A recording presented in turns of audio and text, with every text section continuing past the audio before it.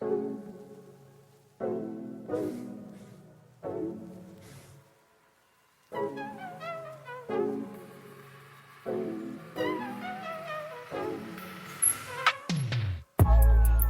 guys, welcome back to another episode of Healing in Hindsight, and we are continuing on with the interview portion of the show where I'm bringing on close family and friends to kind of talk about their experiences, whether it's directly with diabetes, indirectly with diabetes, or if they're experiencing some of the same challenges that diabetics might face, which brings me to our next guest. She is a really good friend of mine, one of my best friends, actually. Her name is Cara, and she is the owner and founder of The Grateful Girl. She's a vegan blogger, YouTuber, TikToker. She just does all the things, y'all. And not only being a very compassionate vegan and activist, but just an honestly really great friend. She and I met mutually at work. So we used to work together at two companies now. And we both just kind of experienced our transitions into going after our passions. And it just happened to be in the influencer space. So Cara is one of those people who really pushed me to kind of get back on my A game, whether she knows it or not, and watching her grow with The Grateful Girl. So I'm really excited to share this conversation that I have with her. I think the biggest theme that I wanted you guys to get from this is that transition is something that affects everybody. And so when you're a diabetic, the transition into how you live your life can weigh on you, especially with family and friends, and the same for going vegan. So Cara and I just kind of talk through those moments in her life, as well as those moments in mine, and kind of how we both grown from that and, you know, are where we are today. So I hope you enjoy. Cara is an amazing person. So if you're not already familiar with her, definitely go check her out, The Grateful Girl. And of course, I will have everything to get access to her in the show notes. Enjoy.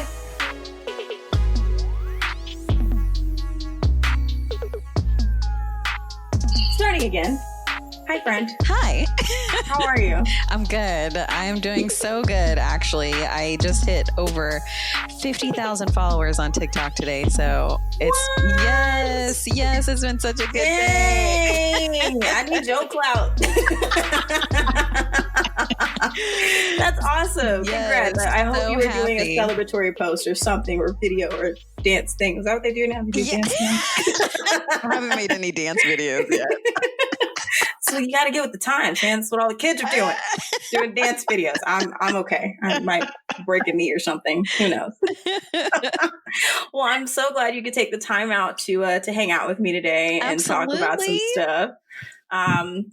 So for those of you who don't know, Cara is more than just an amazing vegan influencer. And don't worry, you'll get to learn about all of her things in a second. But she's actually one of my close friends, best friends, actually. We met through work at an undisclosed place that I won't say. I don't know if I'm allowed to. And basically, her and two other really awesome women. The four of us just kind of banded together, and 4 years now? Gosh, I feel 4 years. Yeah, because I moved. 4 years. I moved to Austin back in 2015. So yeah, and I started working there around 2016. Really? Yeah. Why did I think you were living in Austin? I don't know. I've been out here since 2008, so maybe just because I've been so long. So that's a little bit of why, she's here, because she's my friend, and she's also just so happens to be doing a lot of great stuff in the vegan space. So I figured she'd be awesome to have on the show. No shade to the other friends. Okay. Just don't hit me. All right. So just for those who don't know, I'd love if you could just share who you are, who The Grateful Girl is, and how 2020 has been so far for you. I know we got a lot to say about that. But I've been asking everybody. How has 2020 been? That's a loaded question. Well, let's start with who you are and what you're about and what Grateful Girl is, and then we'll tap into a tiny bit of 2020. Yes. Well, Taylor, thank you so much for having me on the show. I'm really excited to be here with you. So for those of those who don't know who I am, so my name is Cara, but I'm also known as the Grateful Girl. And I've been a vegan influencer and blogger for about the past 3 years when I first started doing my blog, because that's when I became vegan. So I wanted to do something that was impactful. And I really felt like activism in the traditional sense of going to protest really wasn't something that I felt comfortable in fully, but I knew that I could have a platform on social media and be able to write and create videos and create content because I love to cook and bake.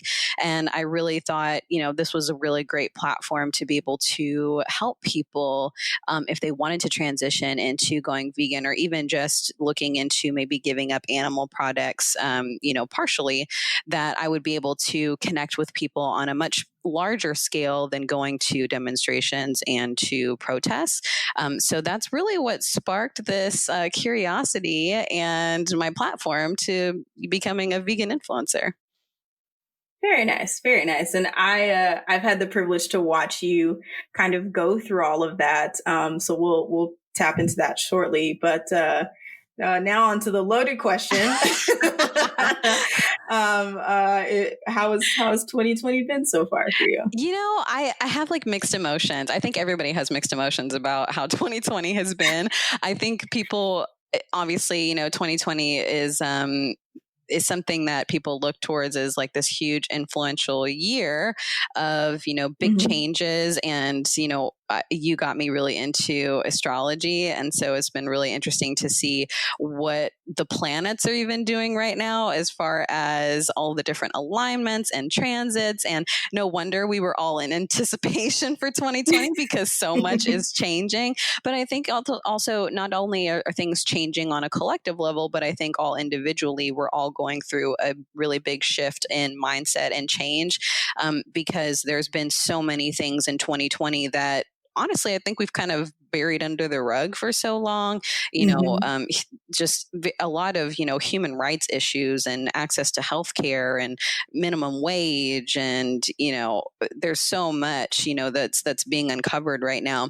And I think that a lot of people are starting to wake up, including myself, of, what matters to me, what's important to me, what do I want to do with my life? Looking at, what our worth is. And so it's been an emotional roller coaster of a year, but in a good way, because I'm starting to wake up to a lot of the things that I've wanted for a really long time, but have kind of sat idle on because I didn't think that I would be able to achieve that sort of success. Or, I see other people doing it, but, could it really happen for me? And so, 2020 has really opened up my eyes to, well, anything is really possible. If murder hornets could come at us in May, anything is possible. You can do anything. Like the murder hornets came and went. Like they showed up and they were like, y'all aren't even worth murdering. We're gonna go over here somewhere. I just feel like we heard about it, but we didn't really see it. But at the same time, I'm glad, because I don't want buzzy, stingy things at me anyways. So I'm okay. Someone must have rolled the dice pretty quickly on the Jumanji. man, thank you to whomever. They didn't let the board get away from them as bad as Robin Williams and Friends did at the time. So I appreciate that, because I just don't think Murder Hornets I would be able to. I wasn't gonna be able to. I wasn't gonna be able to deal with that. Cool. So thank you for that introduction and letting us know how 2020 has been. I know, like you said, it's been an emotional roller coaster, but I do think a lot of good things have at least come to light with it, for sure. Absolutely. But the one thing that I'm really curious for people to learn about you is kind of what your life was like before going vegan, because I think everybody, whether that's a choice in transitioning into a different eating style, or, like myself, you're kind of being pushed into it through some type of chronic illness. There's always a before that you don't realize that leads you up into your after. So I'm just curious for people to learn about what your life was like before you went vegan. Yeah. So before I went vegan, I mean, I've always loved food. I think there's a lot of foodies out there, but I really loved food. And I actually moved to Austin because I love food so much. And even though Houston has good food, I mean, I think Austin Austin really has such a plethora of really amazing options when it comes to restaurants and food trucks. And it's definitely like a foodie capital to me. Oh yeah. I think food rose up alongside music. It might started to overshine that. Yes. And like, that's the first thing people would always ask when they'd come to Austin, like, where should I go to eat, you know? Mm-hmm. And so when I moved to Austin, I was already interested in blogging in the first place. So I was really interested in doing a lot of food blogging because there were just so many cool restaurants and places to go to eat. So I was going to, the places that had, deep fried chicken and doused in powdered sugar and deep fried again, and, bacon French fries and, just really like gluttonous things. And every time I ate these things, I was so tired. I was just exhausted after I ate. I could feel the difference in my body, but I almost felt like, okay, I have to keep this up because at the time I was helping my friend run a food blog that we had called Food of the 512. So I really felt the need to, okay, I have to keep up with, this foodie lifestyle. And shortly after that, we kind of ended up losing touch. I was kind of running the blog for a little bit on my own, but then I ended up watching What the Health on Netflix when it first came out. And it was actually my sister who told me about it. And she was like, oh my gosh, like this documentary, it's saying, how, eggs and bacon could be bad for you. And I was like, what? Like there could be no way. I thought this was like a conspiracy theorist documentary. And when I sat down and I watched it, so much made a lot of sense to me. And so I like freaked out after watching it. And I went to my fridge and I pulled out every single animal product, anything that had high fructose corn syrup in it. And I was kind of at a loss of like, what do I even eat now? Because I'd been so conditioned on, I had to have meat at every meal. I had eggs every morning for breakfast, and so I really didn't know what it was I should eat. So I think that was really one of the biggest mistakes I made was I threw everything out without educating myself first on how to transition successfully, because I think that there are a lot of people who can really go vegan overnight, and they really thrive off of that, quick transition. But I think a lot of people need to take it slowly, understand what works best for their body and also what works best for their everyday life, because everybody has a different lifestyle, and you want to make sure that you're picking foods that are also going to be easy and convenient still for you if you have a really busy on the go lifestyle. Yeah, that transition phase. I think any diet thing that I've ever tried is like cold turkey. I'm just gonna do it because I have the mentality to do it. And like, bitch, no, you don't. You never want to do anything like that. Like you suck at that. Just exactly. Remove one thing, okay? So I'm curious. So it sounds like What the Health was the final straw in kind of pushing you into adopting a vegan lifestyle.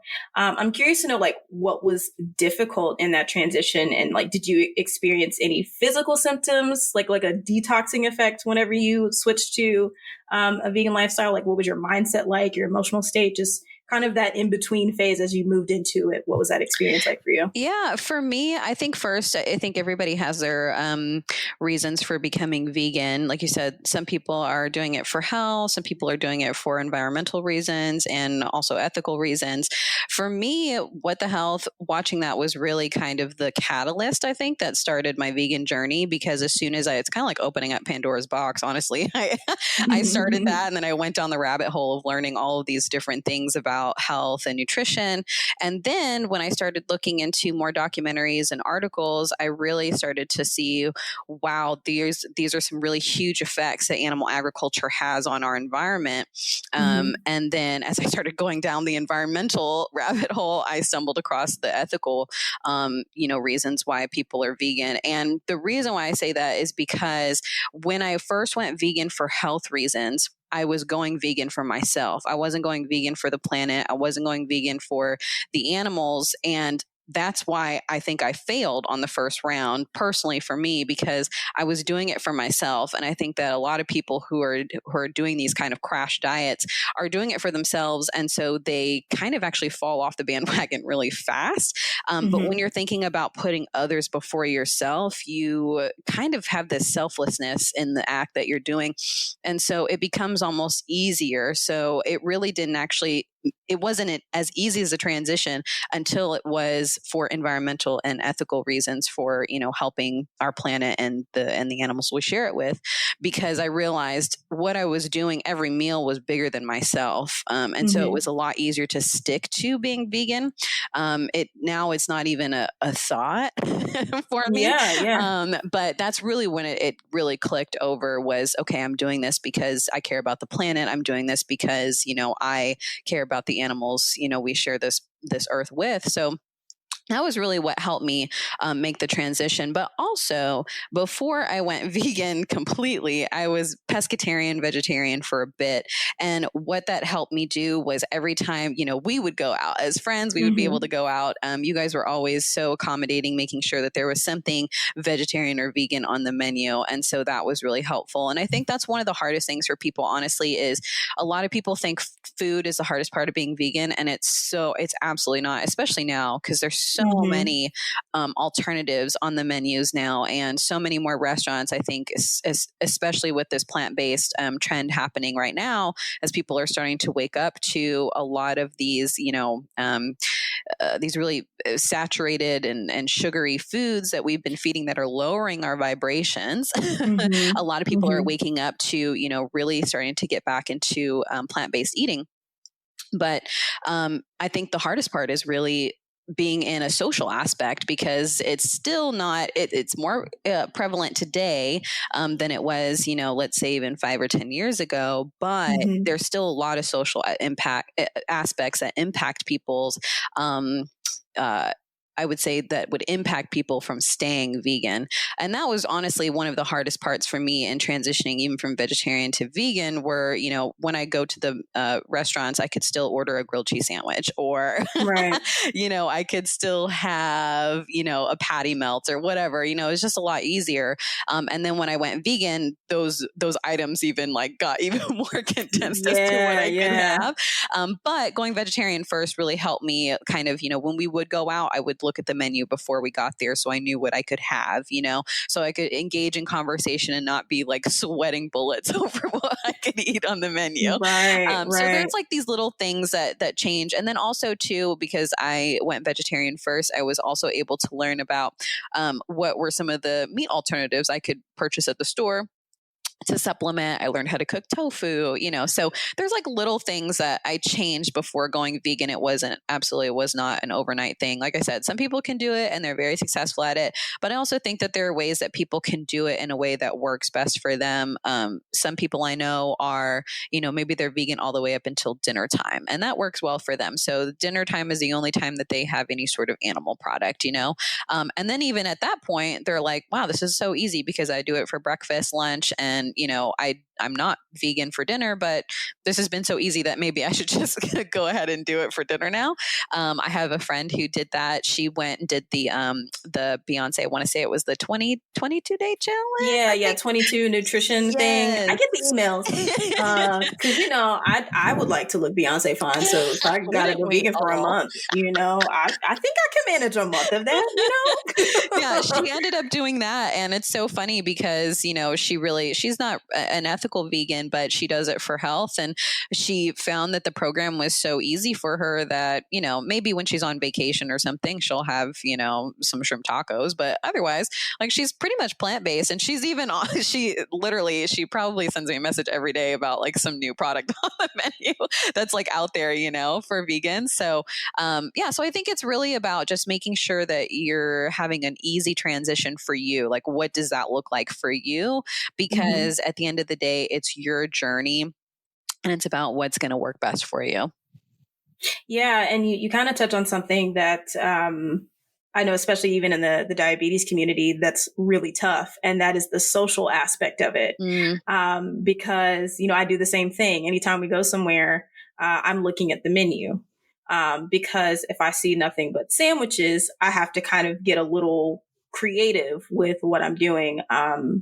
Just because I have to keep the carb and sugary stuff to a lower minimum to help with, the medication that I'm taking and making sure my blood sugar levels are maintained, which is tough. You want to go somewhere, or if someone invites you out somewhere and it doesn't really align with what you're able to do, you feel like you can't have a good time. Yeah.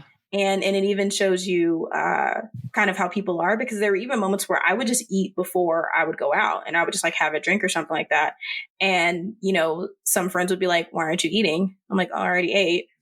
Okay, but eat this. And it's just like, I'm good. I already ate. Like, you know what I mean? So even when you're trying to not put the responsibility on others of like keeping eyes out for this, I don't know about you, but I've definitely experienced don't give her that bowl of fruit. It's too much sugar. She don't need it, and your family and friends mean well, but they don't realize how frustrating and kind of embarrassing that can be for you to like just call someone out just because they're making an adjustment and how they want to fuel themselves. Oh yeah. There, when I first went vegan, I mean, luckily you guys have been, we have such a supportive friend group. I wish everybody had the type of friend group that we have, because it's just so supportive. But definitely, with my family, it was a little bit different. Not my immediate family, but, a lot of my extended family, especially for holidays, that's always so hard. I think for anybody who's changing their eating habits, holidays and family gatherings can be so difficult because there are all of these really, heavy foods, that contain animal products and just, things that are not healthy for you. But of course it's a holiday, so you want to, indulge. But, right. But it's really difficult because, your family might, say some things that are really insensitive to you. And I think that's really the hardest part about changing your eating habits is I never thought people would care so much about what I put in my mouth or what I didn't put in my mouth until I went vegan. Yeah, it's really, really interesting. And you actually mentioned something that I'm curious about is like, what was that first round of holidays like? Yeah. Because I know that it's always interesting whenever you're telling somebody, hey, I'm doing this. And even, my mom, when I've told her I'm adjusting things, she forgets, and it happens. And I try not to make it a big deal because you don't want people doing this big dramatic move your life around to accommodate me because suddenly I don't want to eat bread anymore, or whatever. But I'm curious as to what those first couple of holidays were like for you, with your family being fully vegan. Yeah. So that's actually a really good question, because it was something that helped my mom and I's relationship. Because when I first went vegan, the very first holiday that we did was Thanksgiving all together as a family. So I actually decided to host the family for Thanksgiving up in Austin because I wanted to make all of the food, so that it could be, I was vegetarian at the time. So I didn't want to have any meat at the meal. And my mom, of course, she didn't think it would be offensive, but she brought a turkey and she brought a ham. And the whole reason why I had spent all of this money in preparing the food and hosting everybody was so that we didn't have to have any sort of meat at the table. And so it wasn't until a few weeks later that I told her that it really bothered me that she took it upon herself to bring a turkey and a ham. And I really tried to tell her, now that I am vegetarian at the time, I told her, when I see these cuts of meat, I don't see them as food. I see my dog on the table. That's how I look at it. And then, not as much now, but then in my awakening, it was very emotional, because I had watched so many videos of, what happens in slaughterhouses and these things to animals. And so when I saw, these cuts of meat, it really triggered me. And, I told her that was the whole reason why I wanted to host them. And I had a very long 3-hour conversation about this, going back and forth, different ideologies. And another thing too, that's really important to note too, is that I think your parents and your family are typically more critical about your eating habits. And that's because they almost see it as you saying they didn't know better, but you do now. And that's really where I think a lot of the tension was coming from with my mom, because she was like, well, I brought you up on turkey and ham every holiday, and so now you don't want to do it. I think this is just a trend for you.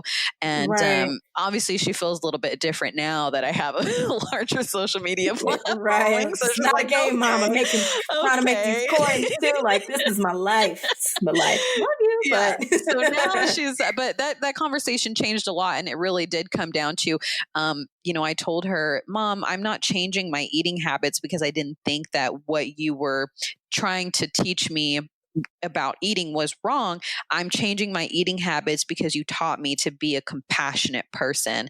And when I saw the horrors of what was happening to animals and to our planet and to our own bodies, I wanted to be compassionate and I wanted to align my actions with my morals. And that's when my mom, it clicked for her and she said, right.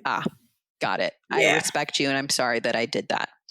Yeah. Because I think that's the one thing, even in when I was talking to my dad about this, is they didn't know, that what they were feeding us could have any cause and effect. All they knew was the food pyramid. And as long as I'm following that, it's fine. Or even if it wasn't about, the value, like I know for me and my family, we moved a lot for a little bit. And then we were very, like my mom was the coupon queen because money was tight. So if you were getting food that was cheap, that was still better than not eating at all. You know what I mean? Because the access, which I can go on a whole tangent about access to low-income communities, but I'll save that.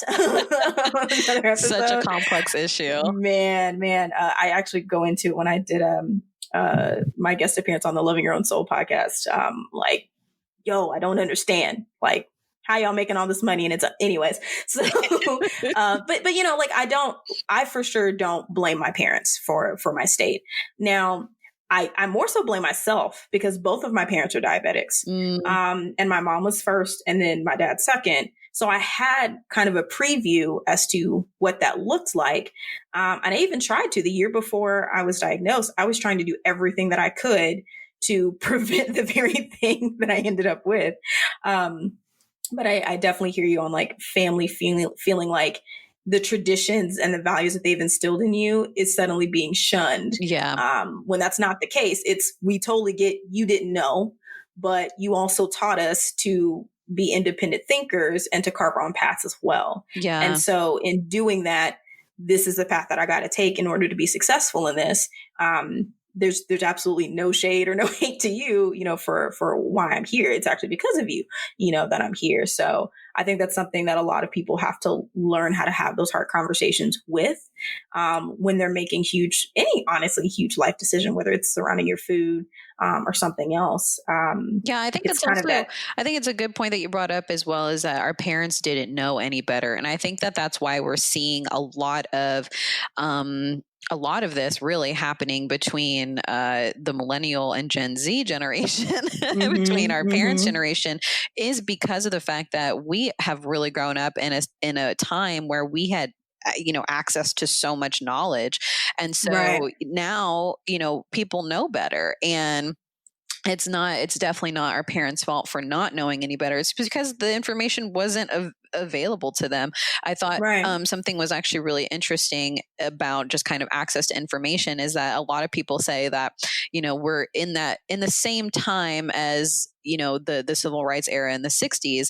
And that one thing that really makes what happened in the civil rights era based on what's happening today is the access to information and the ability to mobilize. And so I definitely think that just the internet in general and just access to information at the tip of our fingers has made a lot of people wake up to, what we eat.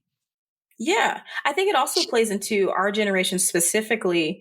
We're the middle, like we grew up with the old school values that our parents had a little bit heavier, but we also were growing up with all of the new technology and things that are available to us.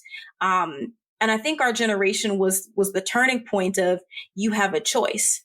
Whereas our parents' generation and further, it wasn't really about having a choice. It was kind of that selfless mentality of you need to eat, you need to be taken care of, you need to live, you need to work, and you need to get a house, and you need to do the married with kids things. And you just need to keep yourself grounded. My mom said, always have a job and always have a car. You know what I mean? Just to make sure that you're getting through things. But now we have kind of shaken that cage a little bit of we got a little bit more choices than what you think. It's not that old way is not always going to work. There's some things in the old ways that I feel like need to stay, like sustaining our own food. I do feel like we took a huge loss by taking so much out of the land and not producing our own food. Like, I'm trying to have a compound.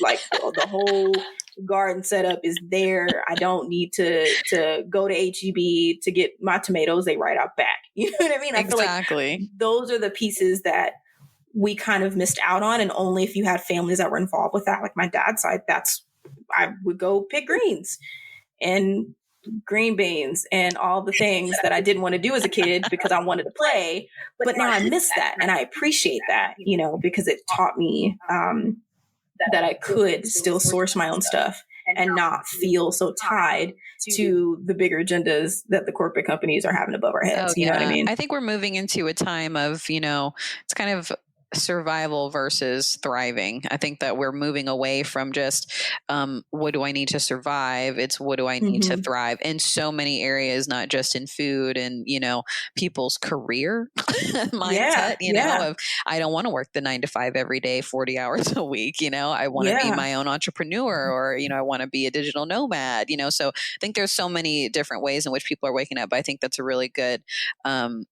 way to put it, is that our generation is in the middle. We've seen the survival. Most millennials are still in survival mode. But I think we're also being inspired by this new generation, Gen Z, of being like, yeah, no, I don't want to do that. And, you know, millennials are like, yeah, I don't want to do that.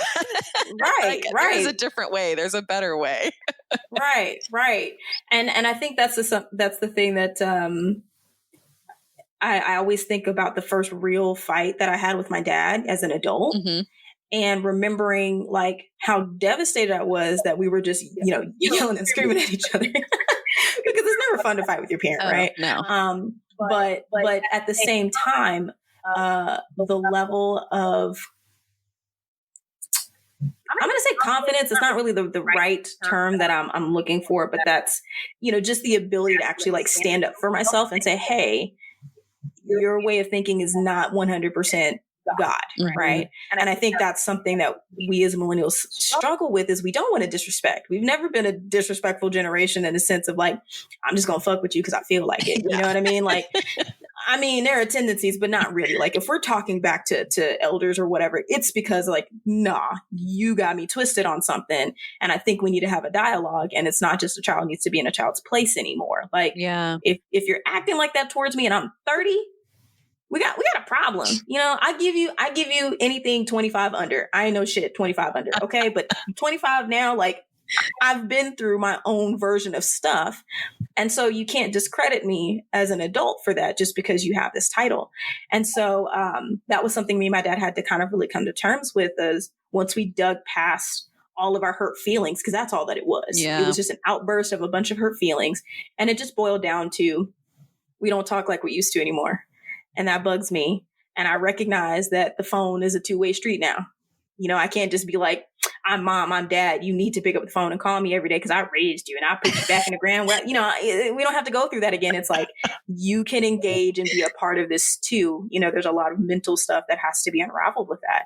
And I think that translates very well into the changes that we make in our lives of, okay, if I'm going to go vegan, cool. I'm not asking you to do this with me. I mean, it'd be cool, right? But, you know, I'm saying, this is my journey. This is where I stand on this. You don't have to shift your entire life for that. I just want you to be aware, you know? And I think you kind of mentioned earlier about like our support system. At the end of the day, if they were really just that bothered about what I'm eating or putting into my mouth, because it's just like, why are you so obsessed with that?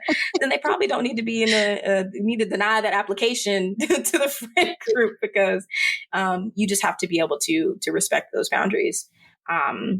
So that leads me to my next question. Okay.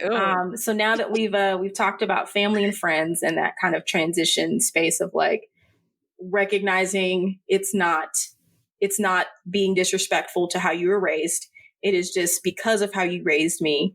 These are the choices that I'm making for myself that I think is going to better me. Yeah. I'm curious as to what has been the driving force now behind Grateful Girl, and how your kind of blog and things shifted. Because I know you said that you started out as a duo kind of food blogger thing, and then you went the pescatarian, vegetarian route, and then you went full vegan. But I'm curious as to how that impacted growing your Grateful Girl platform. Oh my gosh. Literally, it felt like overnight once I decided, okay. And I think that was also one of the things that I really struggled with in becoming vegan was that, okay, well, I've already, put my blog out there of, this is what I'm about. And now I'm going to turn it into being vegan.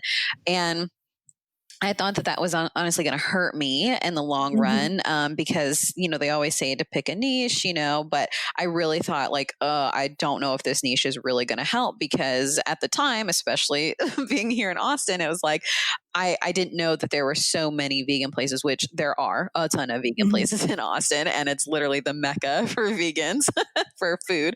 But I was really worried, like, oh my gosh, I'm going to go vegan and like my page is going to just turn into a disaster because nobody's going to want to follow me. And it was the exact opposite because I had told myself that I could not continue to post about things that weren't vegan because my mindset was already changed. My heart had already been changed. I really wanted to advocate for, the health of people, the health of our planet, and to be able to respect the sentient beings that we walk this earth with. So when I did actually start putting vegan content out there, it was like overnight I started to gain this really amazing supportive community. In just that first year alone, I met, so many vegans in the Austin community and was able to meet some really, really huge, impactful animal rights activists my first year. I went to a vegan conference and met Colleen Patrick-Goudreau, who is really big in the podcast world as well as far as veganism goes. So it opened opportunities for me that I never thought I could do on my own. And on top of that, it really brought me into a really great community. And I think that that's another thing that's really important for people who are going vegan or vegetarian is that having a community of a support system is really important because you really do need to be able to connect with people in order to keep, your momentum going. Because especially one of the things that I hear a lot from vegans who maybe live in, rural cities and towns is that, they're the only vegan that they know.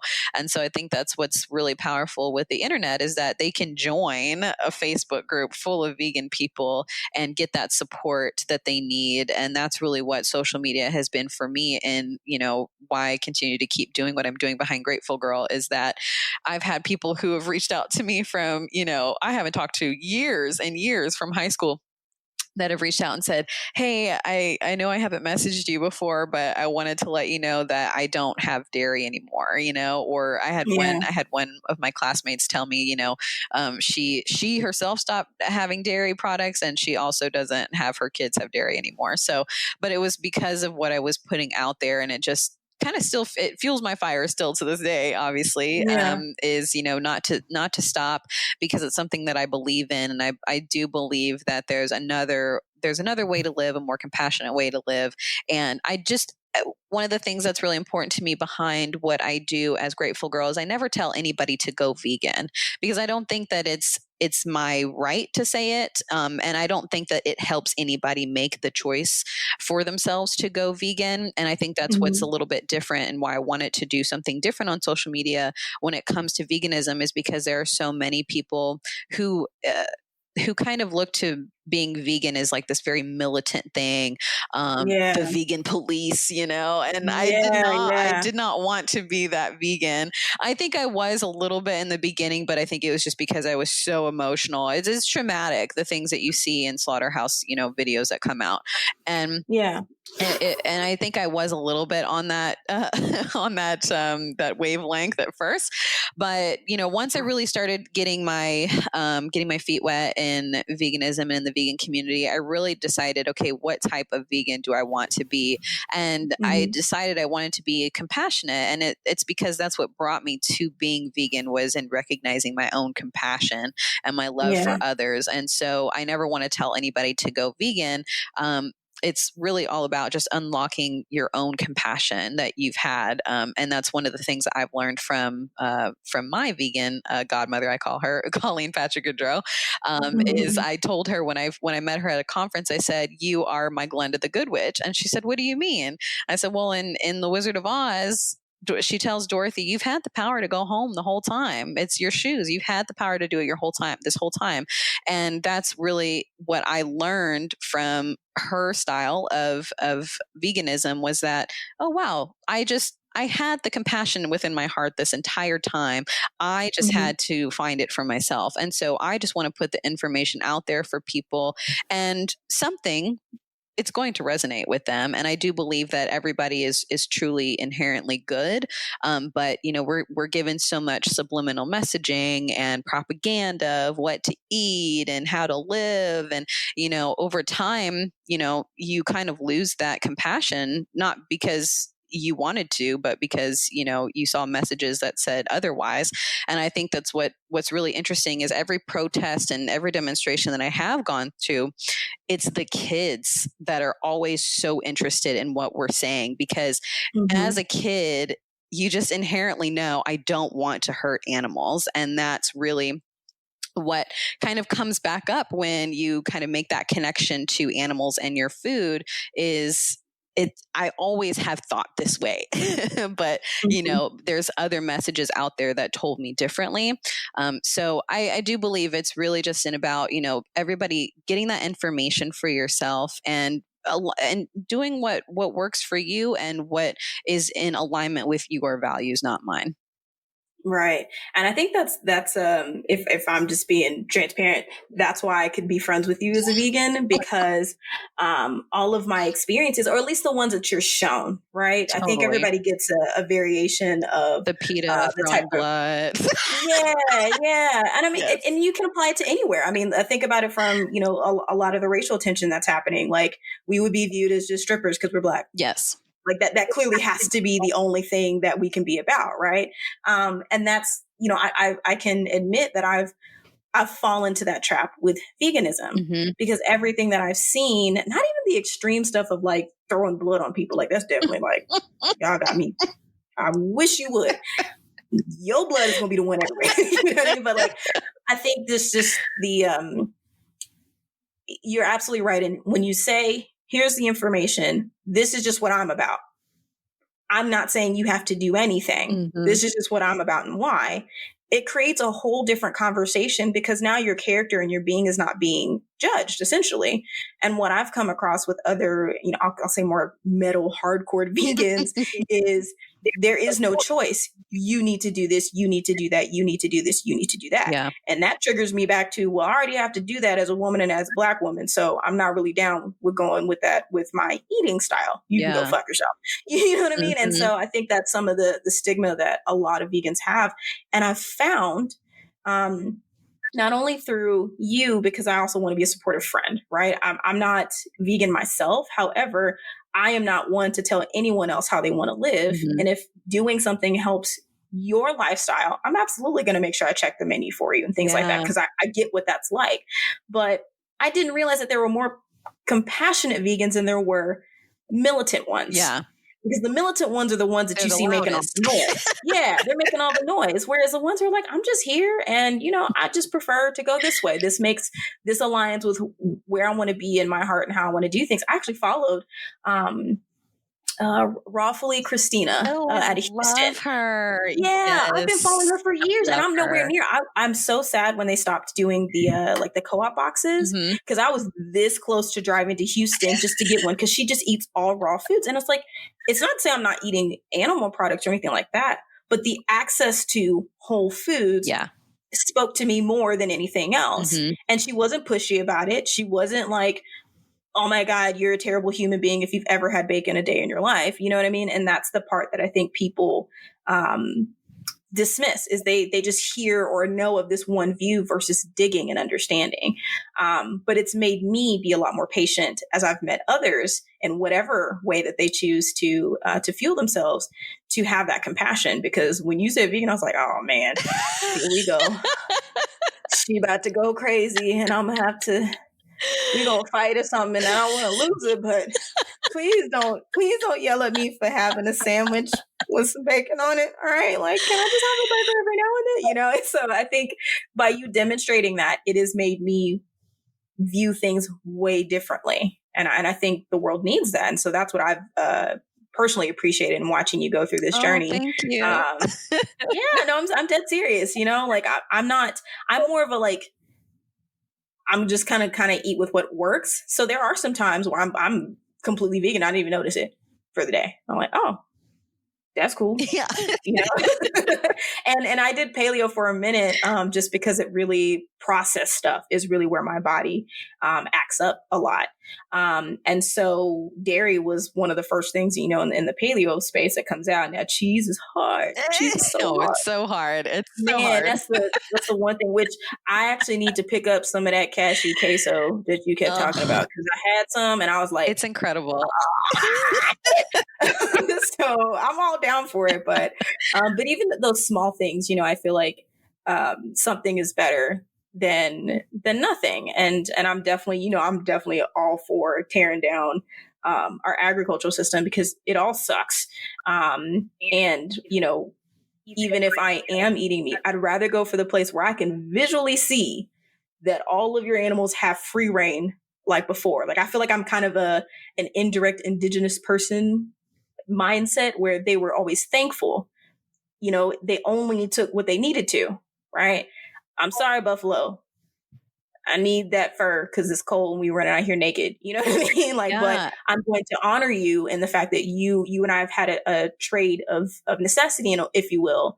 So I'm not going to like take everything from you because it's a luxury for me, you know? And I think that's a type of eating, or at least living, when it comes to our food system, that we should get back to. Yes, enjoy food. I'm not saying don't have a luxurious time with it, but there are a lot of cultural things that we can take from of, even in Asian cultures, meat wasn't a regular thing. It was a luxury if you were able to get a hold of some. And I think we've seen that across all spaces, you know? Don't so I'm get like, me can into we just operate like the that? decolonization of our food. Ooh, that's a whole other subject. But I think you make a really good point as well too, and I think it's something that we'll start to see more of, especially because of what is happening currently right now with COVID. There's been some stories that have come out about this, but not as many. But you know, one of the things that's been really disheartening to me as a vegan is not only are these animals being killed for food, but they're also being killed because with so many of these restaurants closed or at 50% capacity as far as the dining rooms are concerned, there's a lot of food waste, and not just food waste in our crops, but food waste as far as these animals who are bred and born into a world to do nothing but to become a commodity. So there's all of these farmers who are having to euthanize their animals, and euthanize is a nice word for basically saying they're going to gas them alive in gas chambers. And so it's even more of a, God, how gluttonous have we been that we have had to breed all of these animals into the world. And the other thing that's really interesting as well is that so many people are seeing these farmers who also farm crops who are throwing them out and saying, well, there's hungry people in the world. But a lot of people don't realize that so much of our agriculture crops are given to animals that we then eat. So couldn't we then cut the animal out and allow everybody to have ample supply of food, good, nutritious food, if we cut out the middleman, and which is the animal, and actually got back to eating plant-based. And so that's another thing as well too that I think is really important to note is, you know, what are we even putting our energy and our resources to? Because there's so much, and it's done on purpose of that, you know, there's a lot of people have this idea of there's not enough of this, there's not enough of that, when in reality there is enough for everyone, and we have a world of abundance. This earth is full of abundance, and that's been another thing that's been really important to me, as I have you know, as the Black Lives Matter movement has begun, and as well as just a lot of other human rights movement that we've seen in 2020, is about, you know, we all actually have access to an abundance of things. But Mm-hmm. we grow up with this idea of there is not enough for everybody to go around. And so that's been something that's been really interesting to me and important to me to start talking about is access to food, and how do we get more of that, and making sure that people have access and affordability to plant-based foods, because I think that's another thing that comes back to angry vegans is that sometimes people are looking at the symptom of the problem and not the root cause of the problem. Right, and there's so right. many people, especially minority and low income communities, who don't have access or can afford plant-based foods. And I think that's one of the big reasons why I advocate for it's everyone is on their own journey, and you have to be able to figure out what works best for you and your situation. And we have to, if people really want people to go vegan, well, then you need to address the root cause of why people cannot go vegan. Absolutely. Yeah. And I'll kind of do a short version of this, but when I was on the Loving Your Own Soul podcast, like that's what we talked about is like, okay, you want to see change in a lot of areas, but you ignore the areas that make you the most uncomfortable, which is minorities, because, well, I'm not Black, so I don't know how I could speak to that person. I'm not Asian, I'm not Mexican or whatever. And it's like, you don't need to be the sole person to have to go, just give them the access, right? Like, hey, I got this bomb sweet potato pie smoothie that I can throw your greens powder in and disperse amongst the community. I just need the ingredients to do that, because otherwise it's not going to spread. There's no way for anybody to be able to access anything if we don't even give them opportunity. And you're meaning to tell me we have all of these large companies looking at you, Amazon with Whole Foods. I'm just saying, you have all of these companies with all this money, and you're telling me you are that hurting that you couldn't lose $500,000 to just put back into the community and give them access to the same Whole Foods that will take your whole check if you're not careful. You know what I mean? Like, you're telling me that there aren't options to have the same level of quality, but offer it at an affordable rate. If Afterpay exists, because I couldn't afford Drunken Elephant up until now. Now it's on Afterpay, and I'm like, cool, I can break it up into 4 or 5 payments. Something. I'm just saying, we have it all around us where we have the ability to make things affordable that seems out of reach. We have the technology, we have the resources, we have the funding. We just don't put it in the right areas. And so that's really where, I go on this all day, but that's where my passion has been with this is like, okay, I'm going to build my wealth, and then I'm going to put it back in the places where I know needs it the most, because it's not fair that East Austin can sit there and be gentrified and have all of this surrounding city that's really great about food and access. And yet I could still go over off Cameron and ain't nobody got access to nothing good. Yeah. You know what I mean? And so that's the part that gets frustrating is like, there's no excuse at this point. Otherwise, you're going to be doing a Mark Zuckerberg where you backtracking on everything that you're saying because you didn't prepare. You know what I mean? We're putting the information out there. This is how you can make this work. So make it work. Yeah. Like, that's the kind of person I am. At this point, there's no excuse that you can say, it just won't work. You didn't even try. Yeah. I think I think that's also too what's another really driving force behind what I'm doing now is, once a lot of things started happening this year of 2020, as far as, the Black Lives Matter movement and a lot of human rights issues that we're seeing right now. One of my biggest motivating factors is not just about, promoting veganism, but also in educating people about other world issues that are happening as well as human rights issues, because I do believe that all oppression is interconnected, and it's really important to me that I get information out. And so one of my next YouTube videos will be about talking about food deserts and food insecurity, and how do we help what's within our grasp right now for people who have the means to do so, to help make sure that we get better foods into, low income and minority communities, to allow them to have access to these healthy and nutritious foods, because I do believe that it's by design to keep people hungry, to keep kids going to school and not being able to focus on what they can learn and dream and innovate and imagine, Right.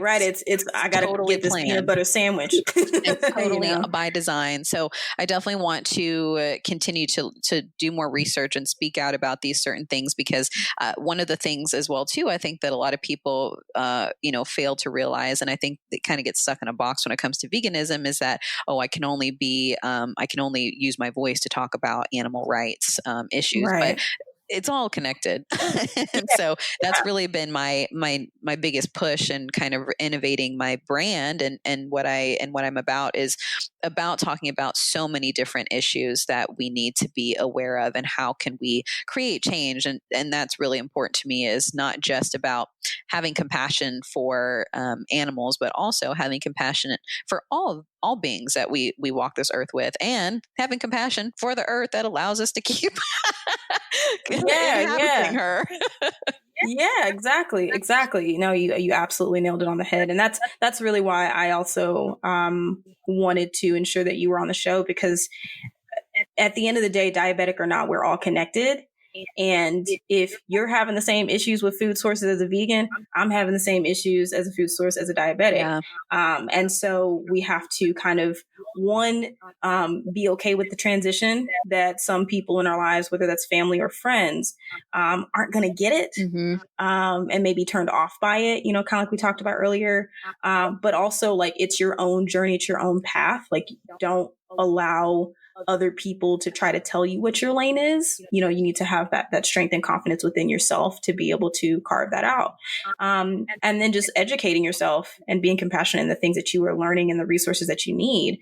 Because I think I can agree, for both of us, it took some time to like really understand how things were going to work for us. Yeah.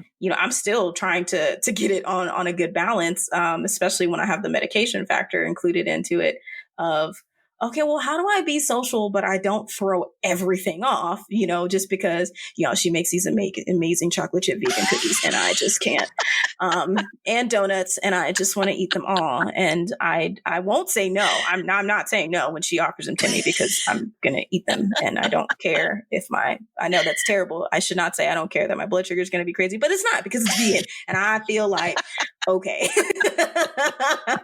But even so, like, it's just understanding, you just have to own that and be able to know within yourself. So with that, I'm curious to know, second to last question of the day, if you will. What are you mentioned some YouTube stuff coming up, but like, what are your immediate plans for Grateful Girl? And then what do you want to see for Grateful Girl long term? Yeah. So one of my immediate plans is I want to actually start an ebook for people that can easily download it, which will be a beginner's guide, and a really modern beginner's guide, because I think that a lot of vegan beginner guides out there, a lot of whole food plant-based, which is totally fine. I think that there's definitely people who are looking for that. But I also think that there are a lot of people who, in a transitional phase, are still looking for the same textures and tastes that they are already used to, but just in a more compassionate, cruelty-free version. So I really want to make a really modern, vegan beginner's guide that people can easily switch out, different cheeses, different ice creams, meat, alternative options, and also a store locator so people can know where they can find these options. So that is in the pipeline right now. I'm hopefully going to be able to release that within, at least by the fall of 2020. And then really just getting more YouTube content out there. I think with so much that's happened in 2020, I've really been able to look at what is important to me. And so really kind of opening up my range to talk about a lot of different issues that we're seeing today. So that's also something that's really exciting. And then also, starting my own podcast as well, talking about a lot of the same issues that I'll talk about on my YouTube, but be easier since I don't have to get ready for those as far as Hey, listen, it's nice to roll out of bed and just turn the microphone on and be like, I got something to say, and call it a day, So I think we went the opposite. I went the podcast route where I'm like, you'll kind of see me, but not really, and now I'm working up towards video podcasting, so you can see me as I'm talking and recording, because I'm very animated.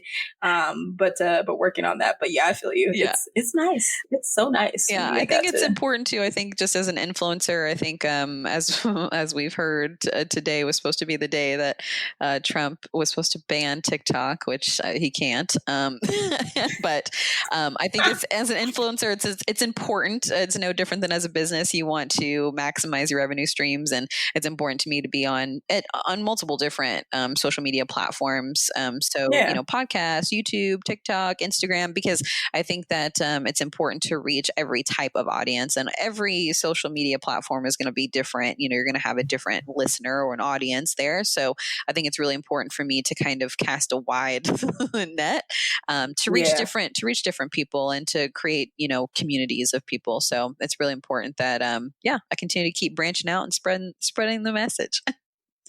Very nice. Very nice. So last question before we can find out how all of the folks listening can keep up with you.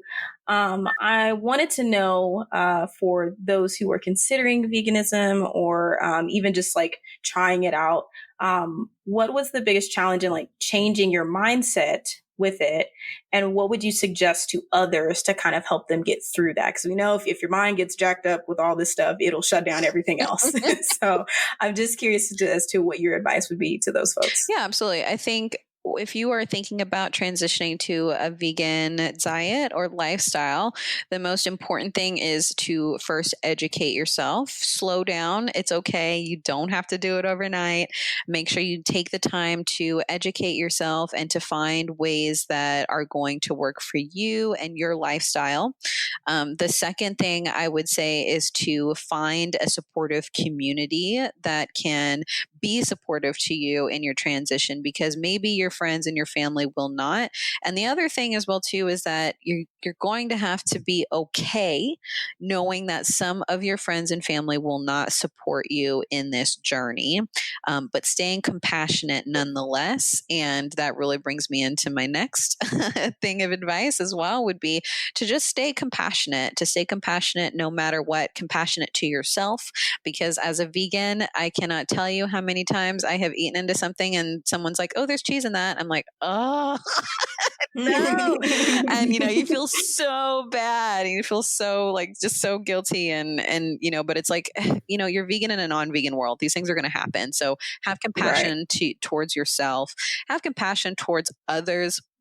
I think a lot of people see, they make this transition to going vegan, especially those who are ethical vegans. They see other people who aren't eating vegan and they think that these are bad people, and they are not bad people. Mm-hmm. Not even the people who work at the slaughterhouses are bad people. I mean, there are some people who are bad people in those, but not everybody. A lot of people are just there because they have to be able to feed their families. They don't want to be there. Nobody really wants to do that to animals. So I think it's about also having compassion for other people and having compassion for other people's journey. And the only thing you can really control is what you do as a person. So I think, at the end of the day, compassion is really big to me. And I think it's really important for so many of the things that we see going on right now, having compassion for so many people right now during this time, because Mars is in Aries and things are going to get heated for the rest of the year. Oh yeah, it's about to get nuts. So, but it's strange. Like, it's in a good way, but then at the same time, it's like, man, do I really want to? It's going to be rocky. Can we sit just in the calmness for a little bit longer? Like, y'all ain't got to jack it all up just yet, but. Yeah, I think I think it's really important that, you as a vegan, that's one of the things that has helped me in becoming vegan, is that it's really allowed me to not just be compassionate to animals, but just be compassion for all beings. And I think that that's honestly one of the most important things, is have compassion for yourself and have compassion for others, especially during 2020. Listen, especially And if you can't take a shot, it might help. Well, I really am glad that you were able to take the time and hang out and chat about all of this. I really do appreciate it. I would love if you could share how people can connect with you further so they can learn more about Grateful Girl and all the different ways that they can keep up with what you're doing, resources and all that. Yes, absolutely. So on Instagram, you can find me at Grateful Girl. It's like I am great and I'm full girl. It's a little play I on actually said it that way. there. I'm full, girl. So you can find me on Instagram at Grateful Girl. It's also the same handle on TikTok. And then on YouTube, you can find me there just under The Grateful Girl. And I do have my blog as well, which is www.thegratefulgirl.com. Awesome. Well, be sure to check out my friend, not just because she's my friend, because I said so and you should just do it. I will be sure to make sure that all of the things are linked in the show notes so you guys can check her out. Did I mention how photographic this girl is? Like, I need to step my picture game up because I've never met a more photogenic person than you. And I was there for one of those shoots and I'm like, mine didn't come out like that. Well, thank you so much, friend. I love you dearly. And I'm looking forward to all of the things that you are coming out with. Thank you, my love.